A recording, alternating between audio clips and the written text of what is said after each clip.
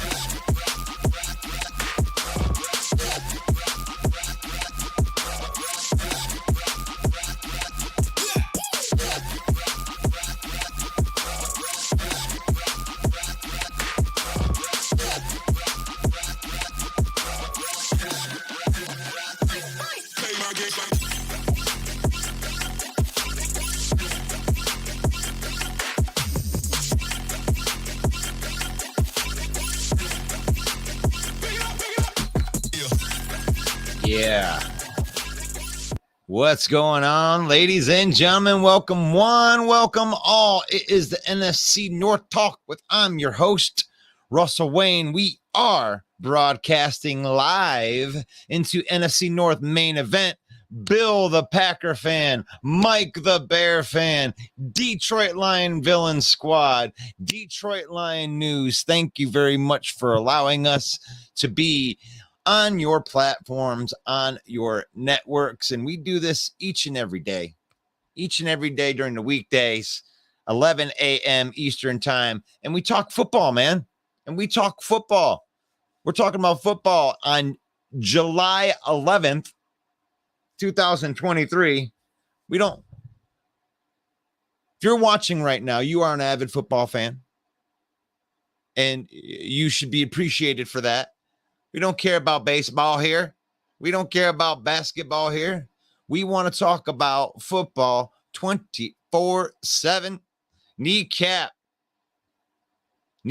biting with Detroit Lions. What up, Calvin? Good morning. Good morning. Yeah, I am going to be putting a link up here in a little bit after we get done talking a little bit right here. So one of the things like we like to open up right here is a little promo here for the NFC North, the huddle. So I'm going to share the screen here with you. And this is one of my favorite things to do, is to go through here and look at some of these troll posts, because I know this is the off season. This is the lull of the off season, which means that, these 2 weeks right here in between like OTAs and the training camps, and we know who's on the team. We know who's got the hype, but we want to see what the general pulse of the fan here. And John Dorn, we love you, brother. This is a Packer fan right here. He said, Fool's Gold Lions not winning the division right here. And NFC North, the huddle is a great spot to get some trolling done. If you're the kind of fan that likes to talk a little bit of that smack, then that is the group for you. The Chicago Bear fans are going to be very disappointed. Ooh, I'm very disappointed with the Chicago Bears this year. Now, are you? As a Bear fan, are you disappointed with what the Bears did? I don't know. I think that it feels pretty good if you're a Bear fan, right? You got Justin Fields. Here comes Justin Fields. John says, go Pack, go. John, I always love having you on the show. You know what? I think I may go ahead and throw the link in there early, because I do want to talk to some human beings.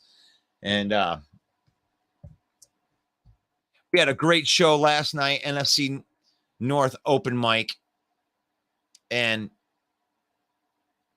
we have a nice array of the different fan bases between the Lions, Vikings, Packers, and the Bears here in the NFC North.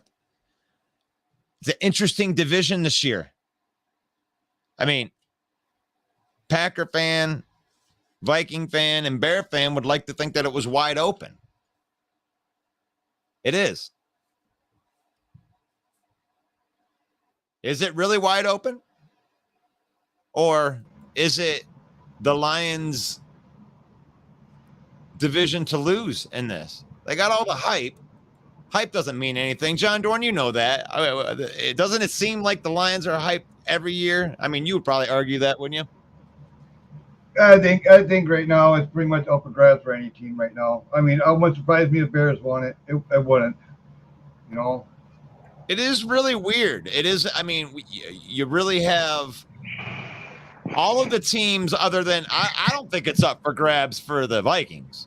I think the Vikings are trash this year. I think they've lost way too much everywhere to think that they're going to be able to compete. I mean, they're still going to have a good high-powered offense, but it's not going to be as good as it was last year, I don't think. Are they? Well, one thing about it, with Cook gone, now they ain't going to stack the box. Now they're going to shut down. They're going to try to shut down Jefferson and.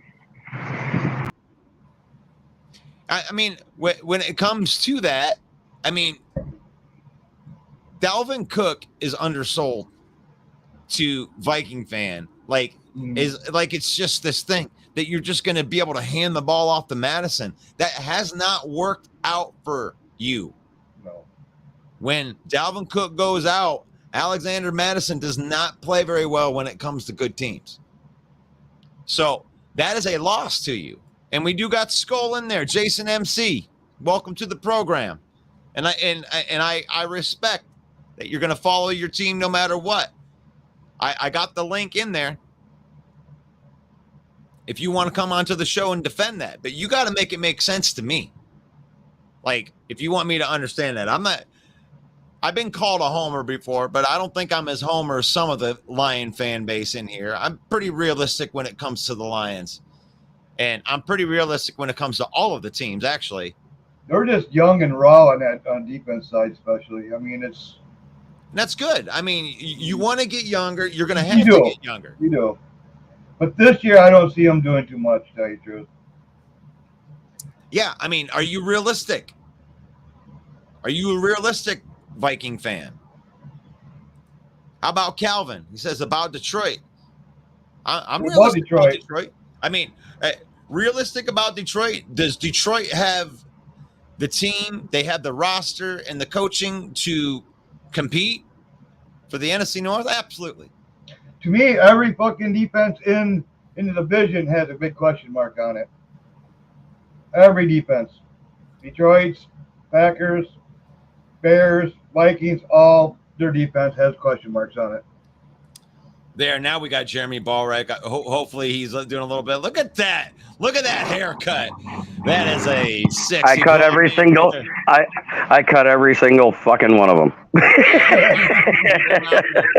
Now we are gonna we try to mind our P's and Q's a little bit more in the morning here. I'm sorry. I'm sorry. Okay. That's my apology. Hey, I'm used to you being quite verbose on this platform. Well, this me too.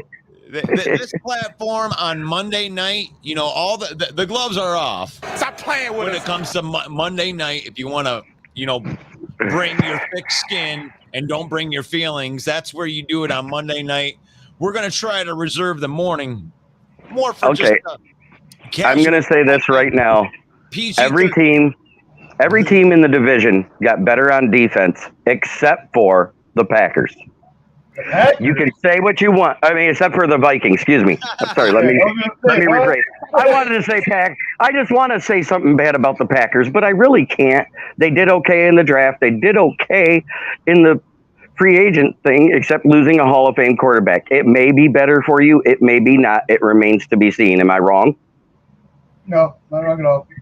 Okay. I'm glad he's gone. I'm glad he's gone. I know. I know you wanted him gone 2 years ago. We talked then. Mm-hmm.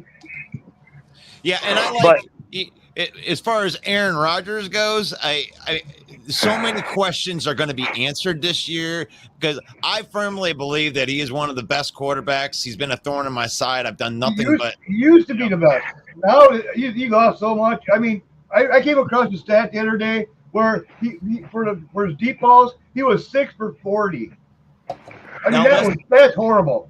Yeah, but you have to take into account there was 18 of those. Yeah, I was gonna say 18 of those were drops. Yeah, you have to take into consideration that he's throwing and he is still accurate. And you know, Cobb in first half of the season, Christian Watson was a big part of that too. Yeah. And I said that would happen. I said it'll take him time before he starts making catches. Did I not say that, John Dorn? Yep. And it showed. And it didn't help that Rodgers did not participate in the preseason activities. That right there hindered Watson's development for being able to catch his pass because he does have a good arm. Yep. I hear you there. Yeah, I really like the fact that Aaron Rodgers is, for one, out of the division. Two, that he's in a spot where you can actually watch him thrive. You know, that is a legit top 5 defense over there in the New York Jets, and they have legit young weapons, as in Breece Hall. They have a good offensive line. It was Zach Wilson, the MILF Hunter, was out there trying to I mean, I don't Throw know. bombs and bang moms. Yeah. But you can really look at that upgrade. Aaron Rodgers, I mean, whatever you think about Aaron Rodgers, he is an upgrade over Zach freaking Wilson. Okay? Okay? Not attitude-wise, but talent-wise, absolutely. Oh, it's night and day. It's Dr. Jekyll, Mr. Hyde. I mean, attitude-wise, you got to think about it. The last few years, Aaron Rodgers was Zach Wilson with talent. You know, I mean, attitude-wise. Oh, well, maybe attitude-wise, if you transfer mushrooms with banging MILFs, I don't know. I mean, I don't know about like them. You know, do you actually believe they're going to win that division, the Jets? I don't. No. I think Miami's going to be fucking pretty tough team. Aaron Rodgers is a better quarterback than Josh Allen. Aaron Rodgers is a better quarterback than Tua Tagovailoa. Aaron Rodgers is a better quarterback than Mac Jones. No, is right now. You have 41 drops. You won 8 games with 41 drops. If you would have caught half of those drops, you would have won 12 games. So, like, to blame that on Rodgers at this point is, I mean, it's convenient for you, but it's just not reality.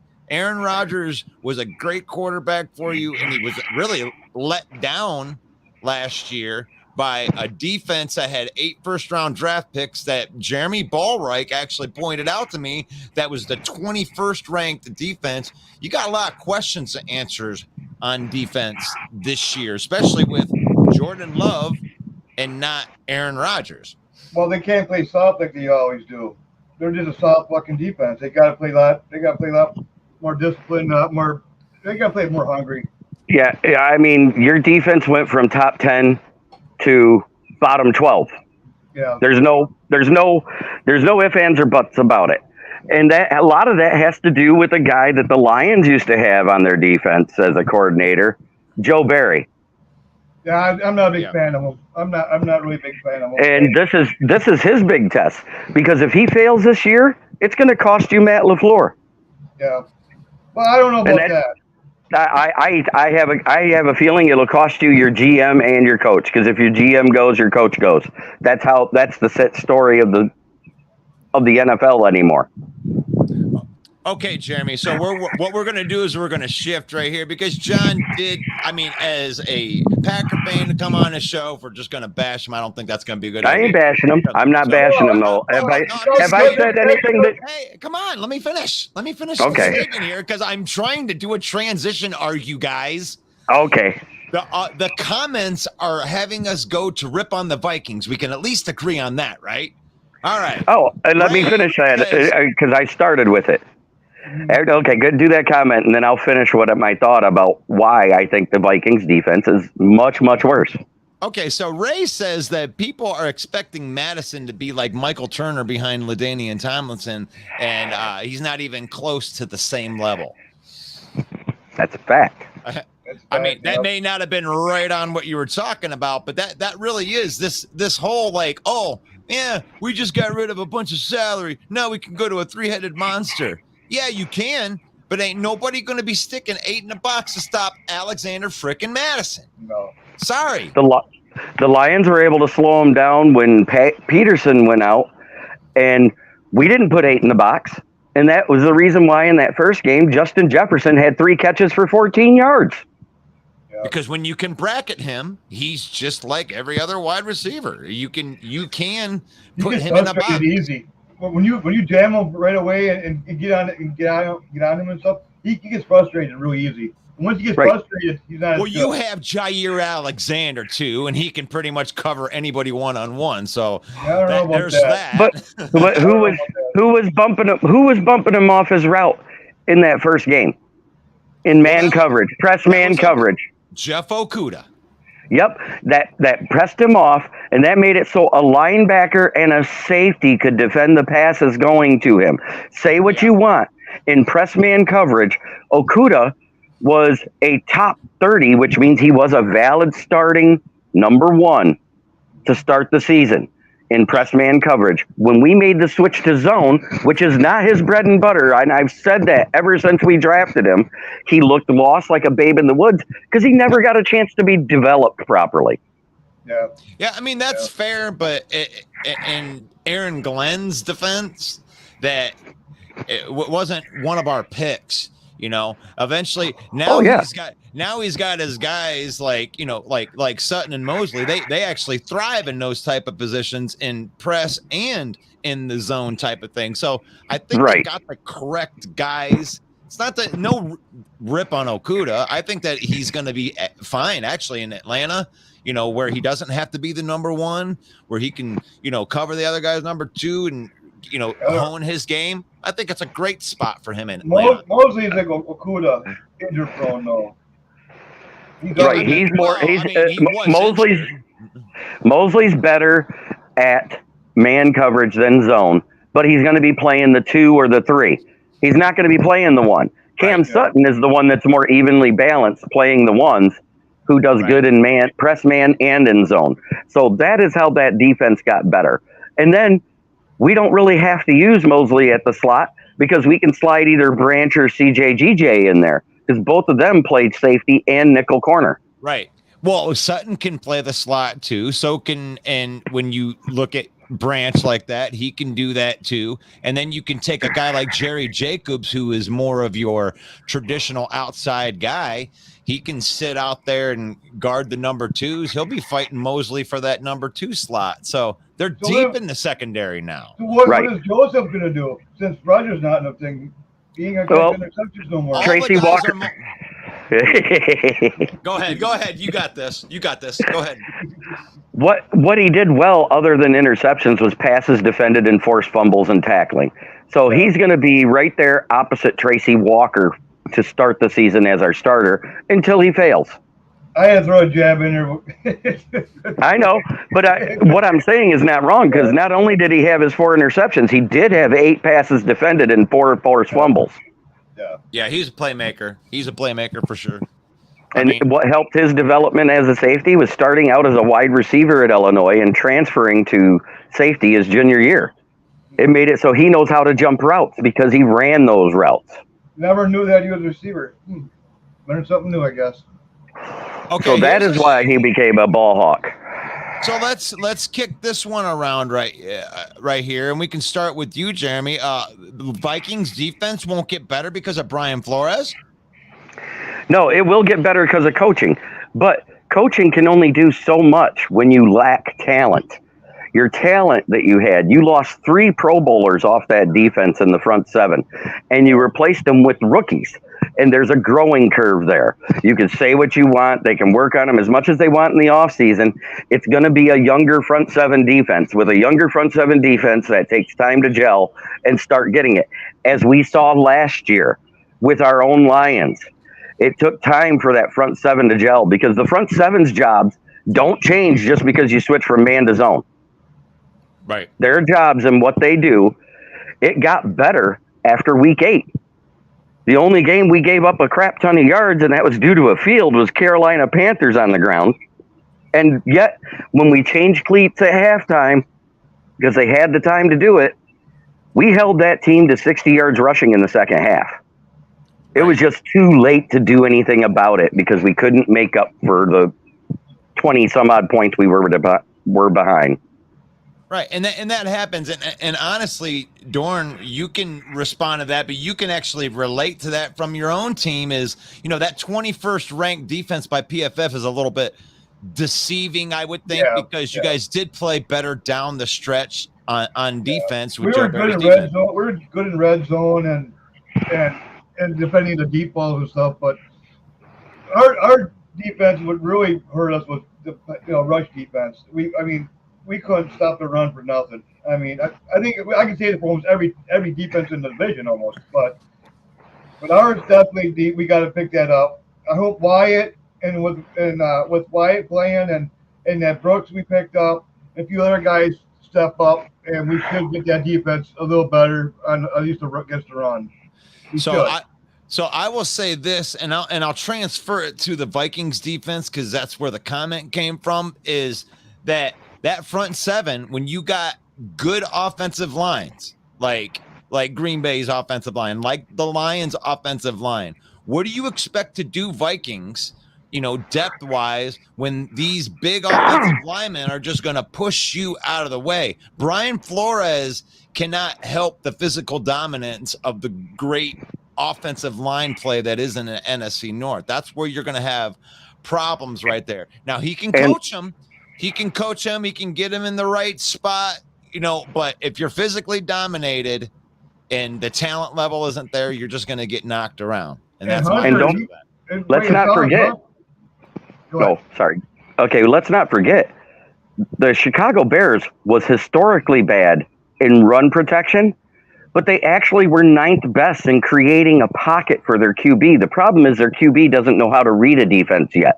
Until he develops how to read a defense, he will not be a pocket passer because he's a one read and run quarterback. You watch, if his first read's not there, he puts his head down and he runs. Yep. Right. Yep. Right. But I was going to say, sorry, that pocket that they protected him with was 2.7 seconds before pressure would reach Justin Fields. That was 9th best in the league. Yeah.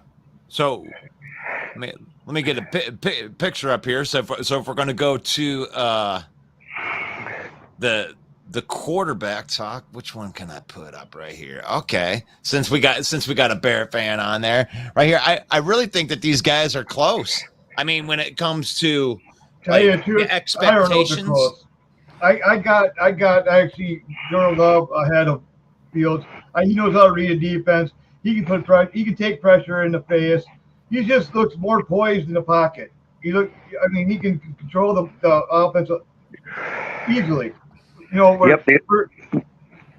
And Fields, like I said, he doesn't read a defense. Athletically, he's a better athlete than Jordan Love. Yes. But as far as a quarterback, he's less. Mm-hmm. I agree with that. He hasn't proven that he can do what he did in college at Ohio State. And that's what you got to do. You got to be able to read a defense. You got to be able to go through your progressions. Yeah, and Love can do that pretty good. Let's see. I thought it was funny when in the offseason, he was like, yeah, NFL defenses, they don't look that fast. He was up against his defense. Yeah. Of course it didn't look fast. Okay, so Calvin says that Detroit seems to have a lot of returning players and an Amaya Pews and a good infusion of free agents to the mix. So I think our D is not as suspect as some things. There's fairness in that. I agree with part of that statement because we are returning a lot of guys on defense that are second and third year guys. And we're better by subtraction. Losing Okuda, losing AO, and losing Michael Brockers was the best thing that happened to this defense. Yeah. The main thing is how they gel together. The 32nd ranked pass defense lost all of its DBs. Oh no! It's like, so well, no, don't tell me they're not gone. The 32nd ranked defense. John Dorn, I know you'll back me up on this statement. Despite our pass defense secondary woes, our front seven created the most pressures of any front seven in the NFL last year. Yep. And that's crazy considering the Eagles had 70 sacks total, yet we created more pressures than them. And with a better coverage, wouldn't that sack number increase? You would think. Yeah, I mean, you would think. I had an ex-DB on here a couple weeks ago, and I was talking about like how much of a difference that 2 seconds makes in the pass rush, and he was just, his eyes just got big, and he said that it's all the difference in the world. Like if you get an extra 2 seconds, I mean, they're going to produce a lot more sacks. What hurt the Packers was when Rashawn Gary went down. That really hurt us. And plus, when Stokes went down. Yep, Russel, I mean, you lost half your secondary right there. That's great right there. You got a great name, Russell. I know Russell Soper. He is a friend of mine, and because He is a friend of mine. I'm going to throw the link into all of the chats right here. So the link is popping up. He was there before, wasn't he? You are invited to come onto the program and have a football conversation with us on July 11th, 2023. And I just want you to know that if you are watching this show, you are an avid football fan, whether you like it or not, because it is July and there's other stuff going on. There's outside, there's activities and stuff, and you have chosen to watch this program, and God bless you for that. I appreciate you supporting the show. We are broadcasting live into NFC North main event. Bill the Packer fan, if you want to be a Packer head, you can go follow him. Great Packer content. Mike the Bear fan, the Detroit Lion Villain Squad, Detroit Lion News, and Biting Kneecaps. I don't see that one up on here. I don't know if you're broadcasting into there. No, I didn't get a chance to do it because I'm on my phone. It gives me issues. But you can go and follow Biting Kneecaps Detroit Lion style, and Jeremy will take care of you. Yesterday is a somber mood for me because the podcast that got me started in podcasting, which was Detroit Lions on the Prowl, I was a guest for pretty much the whole first year on their Friday free-for-alls, and that's how I got into this. Yeah. Jim Bordeaux passed away that November, Thanksgiving, due to COVID and complications with his other health issues. Then last night was their last episode for creating video content. I got to be a part of it. And it's sad, but you know, when a show is that good with so many subscribers, the show will live on in memory of Jim, because they can always go back and watch the past episodes and see my takes, Jim's takes, Kurt Steele, great Lions fans across the board, some positive, some negative. And we have every right to have been negative over the past 57 years. Yeah. And so say what you want. This has been the best offseason nationally about the Lions that you've ever seen. You've never seen this much coverage on the Lions in the offseason, have you, John? No, actually, I'm thinking, hopefully, the guys are getting overhyped. You know? Yeah, it might be slightly overhyped, but I've said right now, with us being a 9-win team last year and better on defense, our floor is 10 wins. I mean, on paper, you guys should take the division. On paper. You should. Right, on paper. But it's not paper. It's not just paper. There's proven commodities. Like, it's been said in the past before that it is on paper. But this is reality. You know, this is, you know, James Houston is here. It's not, oh, I wonder what he's going to do here. We've seen what James Houston can do. We've seen what Aiden Hutchinson can do. We've seen what Romeo Okwara can do. Like, now all these guys are healthy. We're all you guys should be scared. Yeah, but one thing about it, I've seen so many times where a rookie comes in, plays their ass off, plays really good the first year, then all of a sudden he puts balls right down. Look at Savage. He had an awesome first year. What about the third year? What about the third year guys? Like, I'm just saying. Right, but what you're saying is every single one of our guys, we have a lot of ships that are all rising at the same time. Sure, so your argument is all of these ships could suck, but the chances are not all of these ships are going to suck. Some of them are going. Just because it happened last year, it doesn't mean it's going to happen this year. But for all of them. So it only takes one or two guys to screw the whole fucking system up. No, Hey, John, do you remember post-draft when I hopped on the show and you asked me what my opinion of what would be a successful season for Aiden Hutchinson, and I told you 9+ sacks is a successful season? Yep, he did. Yeah, and he did it. So I'm not saying he's going to get better than that, but he could. He could. And it all depends on the scheme around him and how the other players play around him. And by improving the D-line, by getting rid of Michael Brockers, improving the D-line by adding a guy with such girth as Broderick Martin as well. You can say what you want as a third-round pick, and it was a slight reach, but we didn't have a fourth-round pick. So you had to take him there if that was your guy, correct? At the end of the third round, the compensatory pick. So you had to take him there because you didn't have a fourth round pick. Now, do I wish it was Bryce Ford Wheaton instead of him because of what that would have did for our offense to have a 6'4" guy that runs a 4.3 940 and a 40-inch vertical leap with the best combine numbers since Calvin Johnson? Yes, I would have loved that for a big guy. I mean, for the first 6 weeks, you guys, the only speedster you got on that offense is Gibbs. Other than that, you guys have got nothing that's got speedster. So.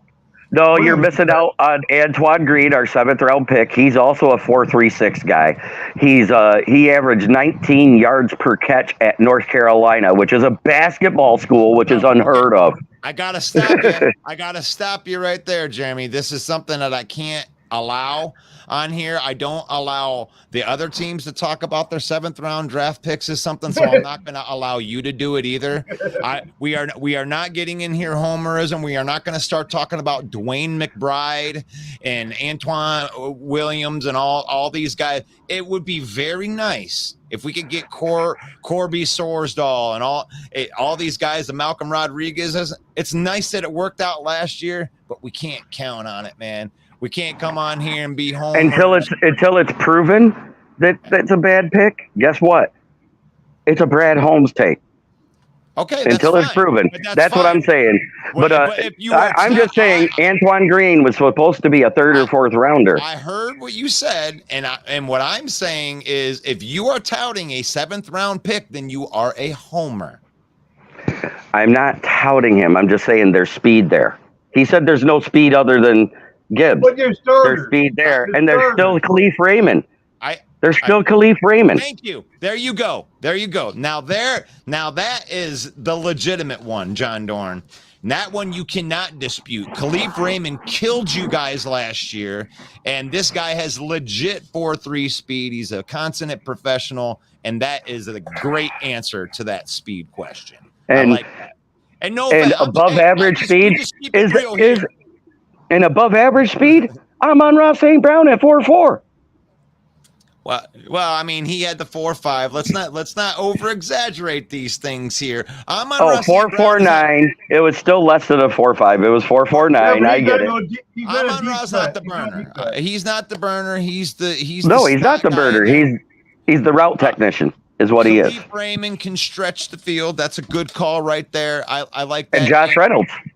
Josh Reynolds he's kind of like a poor man's Marvin Jones in there. I like Marvin Jones in that. And I like Sam Laporta. I don't care what they say about the rookies, but they drafted him at 34. So they're going to use this guy, and they ain't going to use him to block either. They ain't trying to teach him how to block. He's a receiving tight end. That's what they're going to use him I'm excited to see what that Gibbs does, tell you the truth. How you guys use him. From what I've heard from all the transcripts coming out of the training camps and OTAs, he's been used 80% either at the X position, in other words, wide receiver 1, or in the slot. It depends on the package that the defense puts in front of him.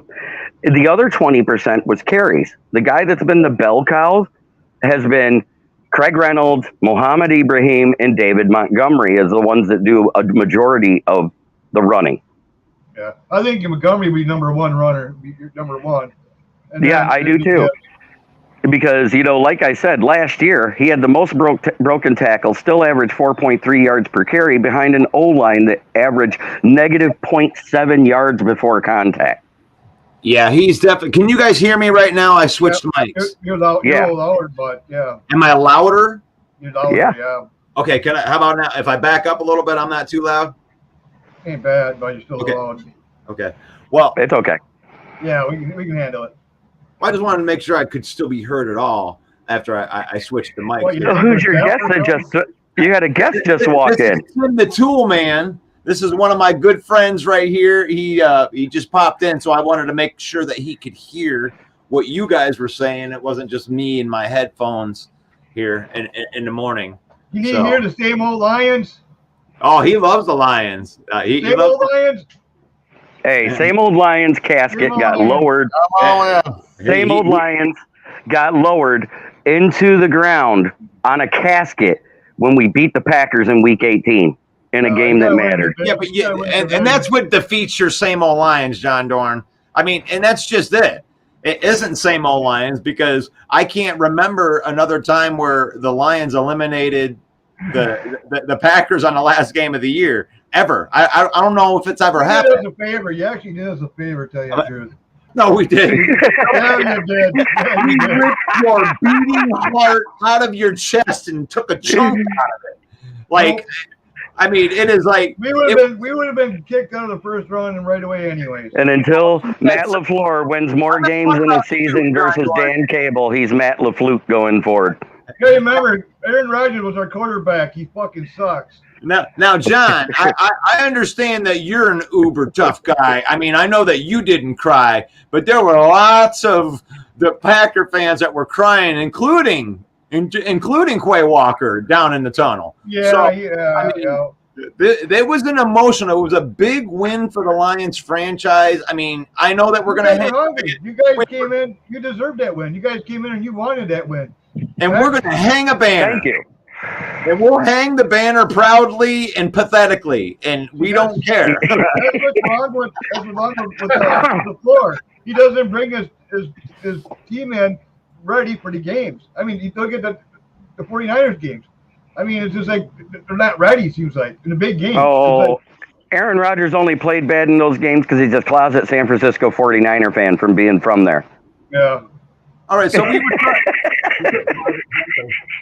So Urel says that you're missing Amon-Ra St. Brown. So, like, here's the thing: is you were talking about him as the fast guy, and we weren't dismissing Amon-Ra St. Brown. All we were saying is like he's not your burner. He's not gonna take you deep. He's there to what he does have is a great first step, and he does have great change of direction skills, which is why his route running is so good, and he has arguably some of the best hands in the league. He's a blocker. Except when he plays the Packers. He opens up the run game too because he is the best run blocking wide receiver in the NFL, and there's not even really a close second. So it's like Amon-Ra and then the rest of the league as far as run blocking out there. It's pretty crazy when you think about it. Pass that stuff, John Dorn. That's what Jeremy says. I don't know. Hey, I'm just saying, St. Brown only had 49 yards the first game, and I think like 54 or something like that in the second game. You guys actually played us really tough. I mean, both of the we couldn't stop your run. You guys ran it down our throat. But both of the games were defensively contested games. I liked both of the games because I'm a defensive guy more than an offensive guy. What was it? 15-6 in the first game. Yep. Yeah. And that was all Aaron Rodgers giving it to us. But the second one was a good. I thought that was just a good game. Yeah. I like Khalif Raymond. Didn't have drops. I don't think he had any drops last year. Yeah, he was. He had two at the beginning of the season, and that was because he was brought in a spot where he wasn't able to really show what he can do. He was playing more as the fourth and fifth wide receiver, and then after injuries, he became clutch while people were out. That's the thing that I saw from Khalif Raymond. He had 2 drops to start the season and then none after. Yeah, I put up a piece of content the other day that had Khalif Raymond as one of our underrated players. I'm doing a series on a bunch of underrated players. I think Aleem McNeil went out today because of the work that he's done in the offseason. It's hard to see him from going from year 2 to year 3 and not doing something really, really special this year from the defensive tackle position. And plus, he has better DT2s around him as a whole. Right. He doesn't have Michael Brocker sitting next to him. But Khalif Raymond is a great call out. He didn't have the huge stats as far as the whole year goes, but it seemed like every single time he caught the ball, it was 3rd and 4, 3rd and 14, like something big. Like he was making a play when it mattered. That's like Toure. I wish they would have gave him more time. Underrated guy, right? Yeah. I've heard him talked about a lot through the Green Bay Packers. Give me a little bit on Toure. With Toure, with this offseason, he actually been hitting the weight room. He gained 8 pounds. He wants more playing time. I mean, he deserves it. Tell you the truth, I like him better than Dubs. That's just. So you think that he has a chance to maybe take that second wide receiver spot from Dobbs? I don't think he's going to, but I think he should be a solid number 3. But we got Reed now. You know what I mean? So that's kind of he's got to fight for his playing time right now. Right. But when I look at Dobbs, you guys like Dobbs. He did a couple of exciting things, but when you looked at his rating, he wasn't really that good of a wide receiver. So maybe he could be overtaken. He could. I mean, plus we got Wicks, we got a few other guys actually that he's got to watch. Dubs has got to watch behind his back because there's other guys behind him that could come up and take his spot. Yeah, but he is a second-year player, and he was a fourth-round pick, so it's like, you're not expecting too much out of that right here. But I want to get into this thing right here. We got into this last night a little bit on the most passionate fan bases, and I wanted to get your take on this, Jeremy Ballreich, of the Lions being the 17th ranked fan base as most passionate fan base. What do you think of that? Well, I think it's a little miscued because they're thinking back to all of the poor years when the Lions fans would boo players and everything else. So it made us look bad. Now, you don't see that anymore. You didn't even see that when we were bad. They cheered every good play. Yeah, every now and then you might hear a boo bird because of how the game finished, but you didn't hear it during the game anymore. That's the biggest thing I could take from last season. Okay, so now let me double back on it because we were the lowest ranked team in the NFC North as far as passion goes. What do you think about Green Bay being number 2? I think they are that passionate. You got to look at what they do. That team, if that team is going good, they get loud and they make it hard on teams.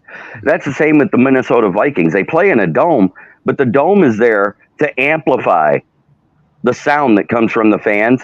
And when they're going good and that drum is beating and they're screaming Skol, which still, until they can do it in the playoffs, means still keep on losing.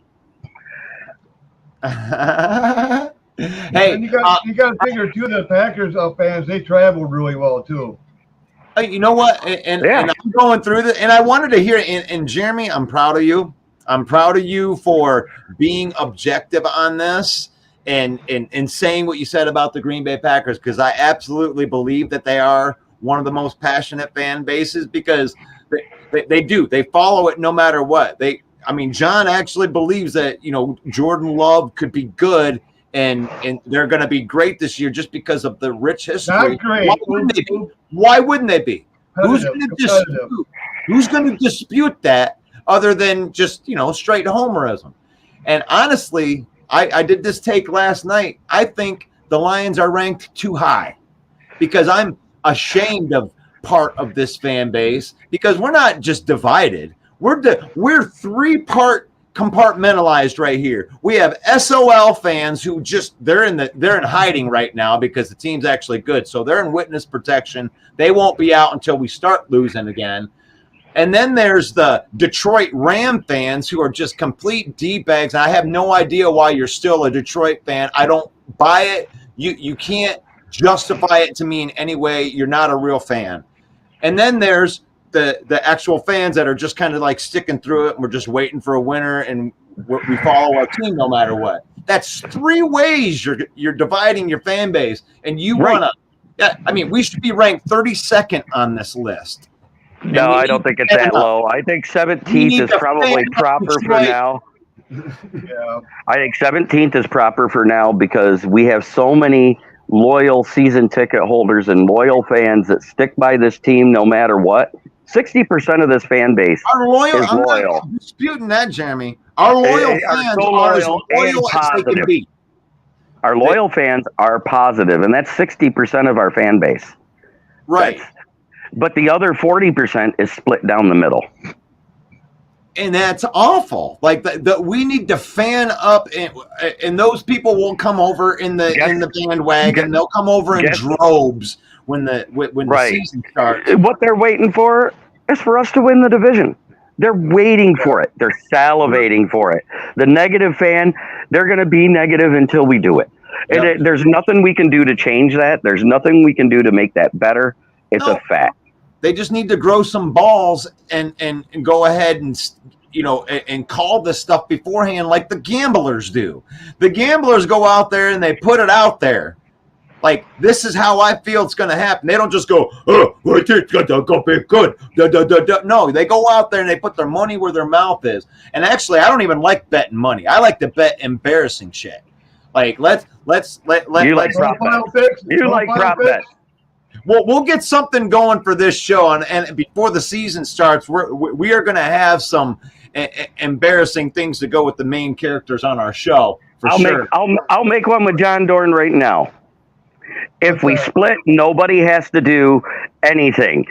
But if the Lions sweep the Packers again this year, you have to come on this show in full Lions gear. And if the Packers sweep us, I have to come on in full Packer gear.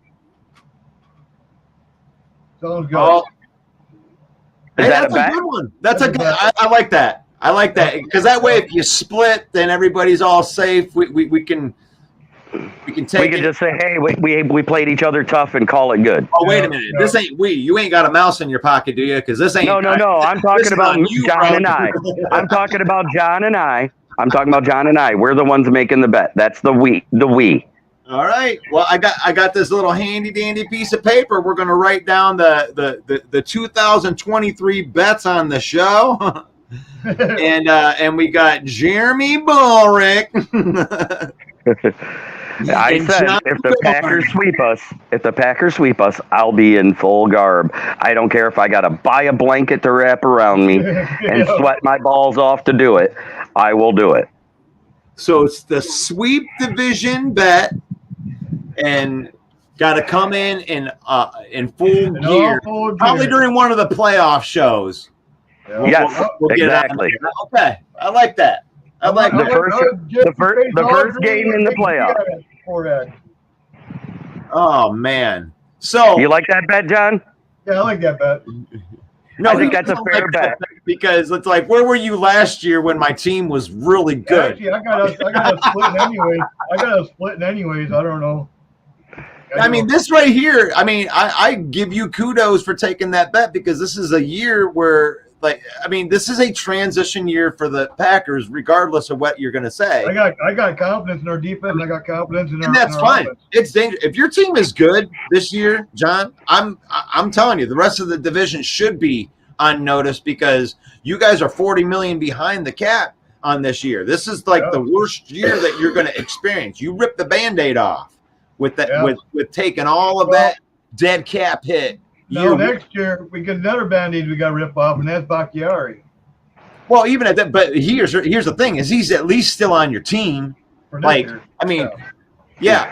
even if he was on your team next year, that's still you got a quality player for all that money. He's a quality player when he's on the field, is what John Dorn is getting at. Yeah. His problem is he hasn't stayed on the field the entire season. For 2 years now. Yeah, sure. When healthy. That's the caveat to all of this. But the one thing I think was going to happen, if he plays healthy this whole year, I think they'll restructure his contract and extend it. And if not, then they'll just let him walk or try to. Yep. And I have another hot take about a team outside the division for you. Coming right here. Next year, with a $60 million cap hit, if he won't restructure, Dak Prescott will be a free agent. Oh, man, we're going into the NFL huddle. I know there's a couple Cowboy fans in there. What do you think about that one? I know this is a NFC North show, but, yeah, that's an interesting take right here. I got one more. Another thing, too, though, what happens if Hooker starts playing good in practice and in golf, they ain't playing good on the field. Well, that in 2023, I think they're really going to give Goff the leash for 2023. I think he is. This is an honest red shirt year for Hooker, unless Goff gets injured. If Goff gets injured, that could put him out there early. But I don't think bad play is going to send him off, but he ain't going to play bad this year. They got no, he's got something behind his shoulder, looking over his shoulder. He's going to have to play good. So kind of good for the Lions, actually. So this is going to be our last topic of the day that we want to, and it's not really a topic, but trolling aside, who do you believe is going to be the worst team in the division this year? This was an actual poll that's on NFC North, the huddle. You can join this group. It's a private group. And as a matter of fact, I can throw the link to this private group into our comments right now. And go ahead and cast a vote on that. Who do you think is going to be the worst team in the division this year? Let me move this up here right here. Well, I voted for the Bears, but I should switch it to the Vikings, to tell you the truth. Yeah, I have it split between those two. I'd vote for both of them because I think they may end up with about the same record, somewhere between 5 and 7 wins. No. There is no divided votes on this show. You gotta make your statement. But I think it's easy. I think it is. The Vikings are going to be 0-6 in the division. They ain't going to beat anybody in this division. Everybody got better except for you, Vikings. Just enjoy the bottom because you went all in last year and failed. So, Vikings, Calvin. Yeah, Vikings. Yeah, I think that's one thing that we can agree on. But it looks I'm leaning more Vikings because of that defense, and losing Dalvin Cook is bigger than the Vikings fans want to admit. Exactly. And Hunter, who knows what's going to happen with Hunter? He's very unhappy with his contract. So yeah, and he's on the trade block. Yeah. So they lose him. That's 4 Pro Bowlers out of that front 7 they lost. It's it's just too much. And they lost Patrick Peterson. You're replacing Patrick Peterson with a mid-free agent and a rookie. Yeah. Right. That's big question marks. Mm-hmm. But, here's the thing that would make us eat our words. So there is a scenario where Brian Flores can come in and take a guy like Booth. He froze. Yep. Evans. And Flores is a good coach. If he takes these young guys I absolutely say that's a caveat to it. Strength defense, it's hard. Or they were the worst defense, weren't they? They were the worst defense. The Bears were next, and then it was, when you go by overall yardage, because of running game, it was Lions and Packers. We were the bottom 4. And we deserve all our division was the worst defense in the league last year as a whole. Yeah. And there's no ifs, ands, or buts about it. You guys were 21st. Historically bad. Hey, that PFF ranking of 21st was scoring defense. And it's okay though. It's okay because when you look at that 1-6 stretch, especially on the Lions end, where we were historically bad, we were on track to beat the 2019 Lions in total points scored against. And we didn't have that happen. We held 3 teams to under 10 points, and it didn't. We were so bad on defense the first 7 games that we held 3 teams under 10 points, and it didn't move after all 3 of those games. We were still the 32nd ranked defense. That's how much. And then thank God for the Packers to kickstart your fucking winning season, huh? But you guys did the same thing. You guys started out awful, and then you guys were on a 5-game winning streak, I believe, when you came into that Lambeau game with us. It was a good, a couple teams on some winning streaks. Their defense started kicking in. This wasn't like 2 shitty teams playing each other at the end of the year. It was looking like a playoff Packer team versus an up-and-coming Lion team. It wasn't like 2 shitty teams playing. They moved it to Monday or Sunday night for a reason because they knew it was going to be good. They flexed us in. And you know what? It was the best game to put on Sunday night out of all the games played that Sunday. It was a back-and-forth game. We weren't blowing you guys out. It was a back and forth game. Both games were actually we were winning until the fourth quarter. We were winning until the middle of the fourth quarter. We were ahead at the end of the half, and then you guys were winning at the end of the third quarter. And in the fourth quarter, our defense stood up and yours fell apart. Exactly. So, but it's looking like on this thing, you know, that the Bears got all of the votes. I think that's a bunch of trolling Packer fans into this group. They just don't like the Bears. But I really think that the Vikings need to be put into consideration with this, even though they were the third-ranked team. But 33% of the vote went against the Packers. Wow.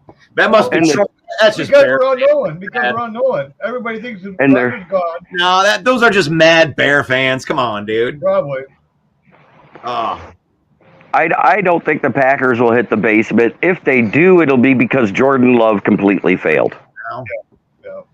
But that's the only caveat that I have. We don't know what you have in Jordan Love because we saw one game where he was awful and one game where he was good. Do you agree with that assessment there, John?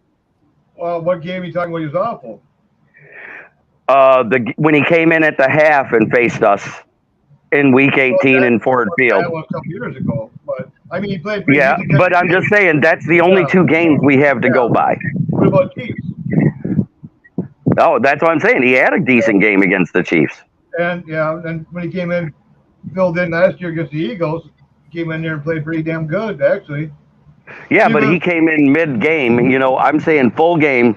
Yeah, full game. You know what I'm saying? Full game. He had one good game and he had one bad game. Yeah. So I want to put a shout out to Woody. I want to put a shout out to Calvin. Yeah, I mean, this is awesome that we get to talk football in the middle of July. And I wanted to thank everybody. I mean, because we are up against it right now. It is 12 o'clock. I got to hop off of here. But I want to kind of here. And, you know, thank you, Desmond. Thank you, John, Calvin, Jason. Thank you, Ray. Thank you, Lions 1960. Thank you, Jason MC, Russell Soper. One funky Lions fan. And we'd like thank NFC North main event, Bill the Packer fan, the page, Mike the Bear fan, Detroit Lions villain squad. We do this every single day. We talk football because we don't give a crap about baseball. We don't give a crap about basketball or anything like that. We just like talking football, and we do it 365 days a year in one form or another with everybody that's on here. And 366 on leap year. In 366 on leap year, baby. But we want to invite you all to come back on tomorrow. This is 11 a.m. We call this the phone sessions, NFC North Talk with me, your host, Russell Wayne. You're more than welcome to pop on any day that you want to. God bless each and every one of you. One pride. One pride.